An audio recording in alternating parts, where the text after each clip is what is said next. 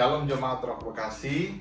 Hari ini saya akan menyampaikan menang dari kecanduan bagian yang kedua. Dan saya buka dengan Billy Graham. Dia mengatakan hanya 15% orang Kristen yang mengalami kehidupan Kristen yang berkemenangan dan berkelimpahan. Ini sesuatu yang saya dengar dan sangat menyakitkan saya.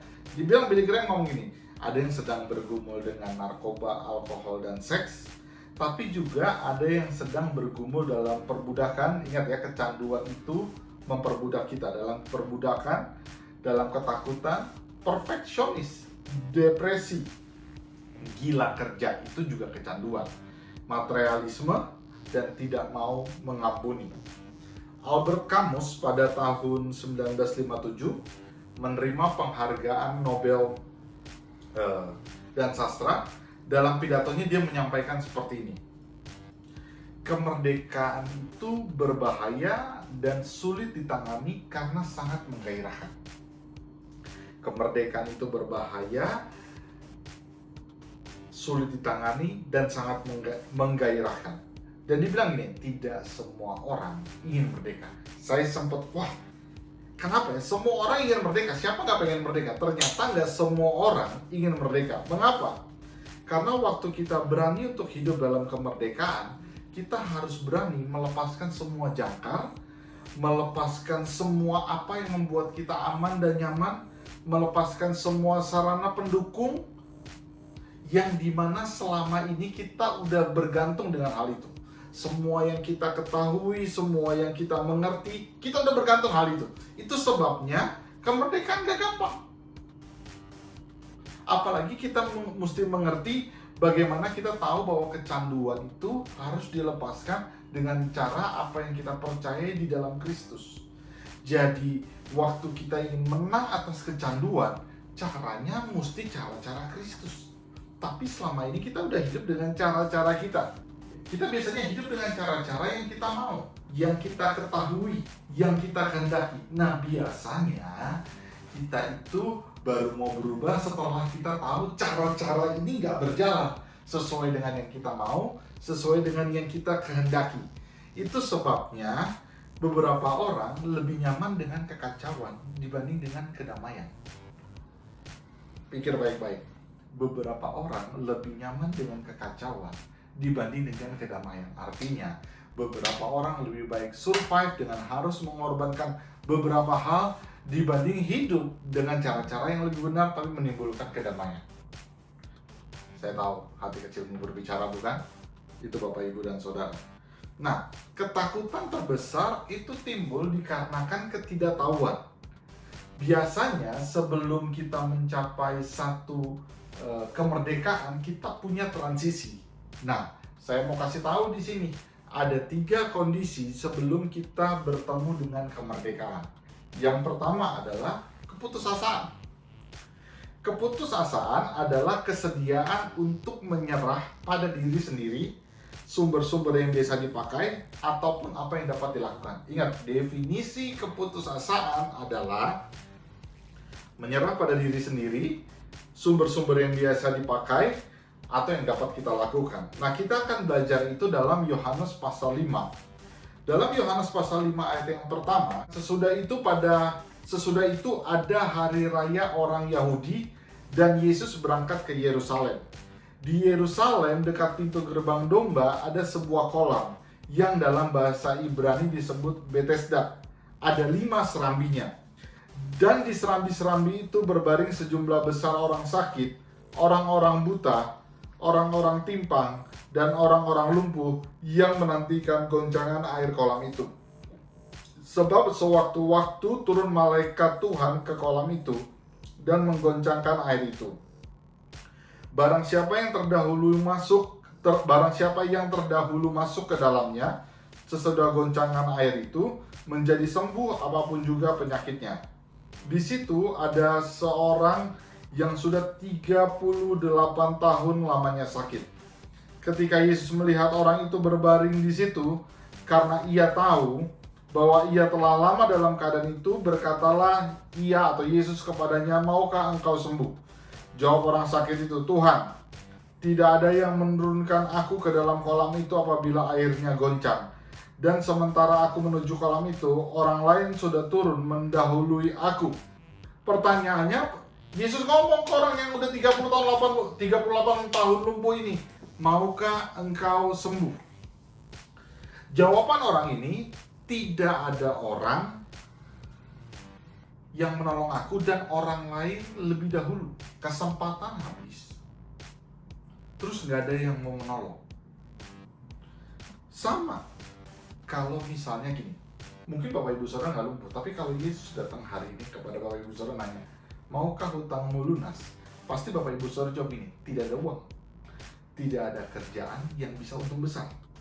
Atau kalau Yesus datang kepada Bapak Ibu Saudara yang mempunyai kecanduan, lalu berkata, maukah engkau lepas dari kecanduan? Pasti Bapak Ibu Saudara akan jawab begini, tidak bisa.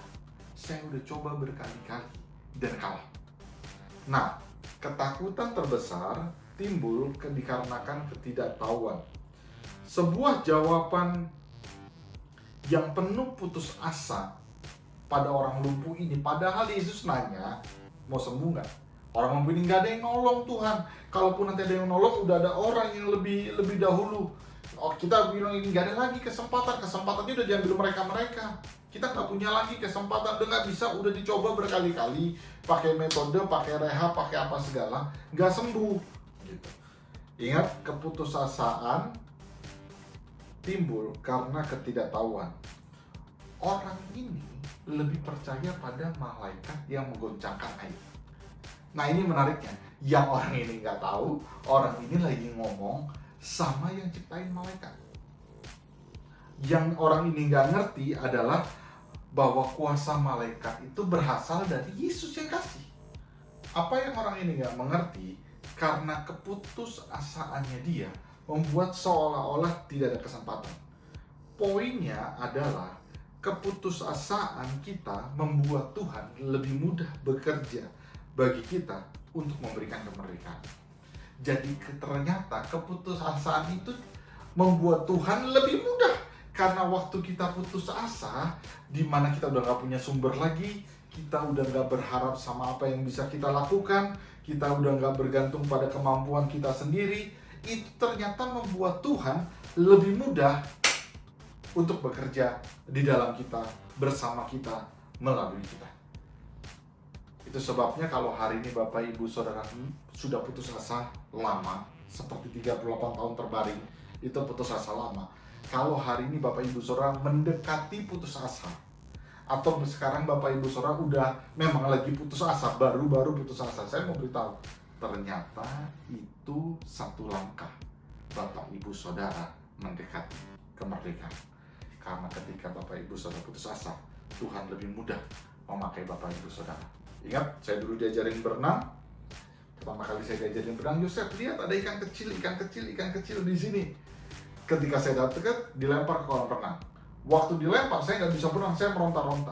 Cara terbaik adalah menolong orang yang tenggelam ketika dia sudah kehabisan tenaga. Cara terbaik menolong dirimu untuk dimerdekakan adalah ketika kau sudah mulai kehabisan tenaga, sudah mulai tenggelam dalam keputusasaan. Ingat, keputusasaan itu bukan mematikan. Kenyataannya memang yang pahit. Tapi kenyataan dari cara pandang Allah, ternyata keputusasaan itu kunci untuk Tuhan menolong Bapak Ibu Saudara dalam kemerdekaan. Yang kedua, kerinduan untuk berjalan dengan Allah daripada menyingkirkan masalah. Ada banyak orang Kristen susah ditolong. Kenapa? Karena dia lebih pengen masalahnya selesai dibanding berjalan dengan Allah. Padahal kita mesti mengerti, Allah lebih pengen berjalan dengan kita dibanding masalahnya.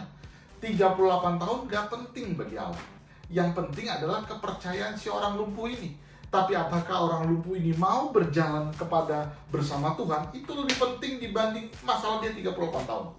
Nah, ada banyak kita gak mengerti hal ini. Orang ini fokus pada masalah, makanya waktu ditanya mau sembuh nggak, dia sampai nggak berpikir lagi di otaknya dia untuk sembuh. Dia lebih berpikir gimana caranya bisa turun ke kolam waktu malaikat datang. Dia udah gak kepikiran lagi. Tapi ini yang menariknya Yesus. Waktu ditanya, maukah kau sembuh, dan orang lumpuh kasih sederetan masalah dalam hidupnya, Yesus punya respon keren. Yesus nggak terlalu peduli dengan masalahnya. Di ayat 8 kita lihat, Yohanes 5 ayat 8 dikatakan, kata Yesus kepadanya, bangunlah, angkatlah tilammu dan berjalanlah. Yesus tidak peduli dengan alasannya yang diberikan orang lumpuh ini. Yesus tetap menyembuhkannya. Tapi yang menariknya di ayat 9. Di ayat yang 9, dan pada saat itu juga sembuhlah orang itu. Lalu ia mengangkat tilamnya dan berjalan. Tetapi hari itu hari Sabat. Jadi waktu Yesus bilang, bangunlah, angkatlah tilammu dan berjalanlah, dia udah lumpuh 38 tahun. Waktu di situ Alkitab berkata, sembuhlah orang lumpuh itu. Orang lumpuh itu tahu dia sembuh? Enggak. Sampai Alkitab mencatat dikatakan, lalu ia mengangkat tilamnya dan berjalan. Bukti orang lumpuh ini sembuh adalah dia berani melangkah untuk bangun, duduk, berdiri, berjalan, angkat tilam. Saya mau beritahu, dia udah pernah coba itu 38 tahun. Dia lihat malaikat turun naik ke air, goncangin air itu.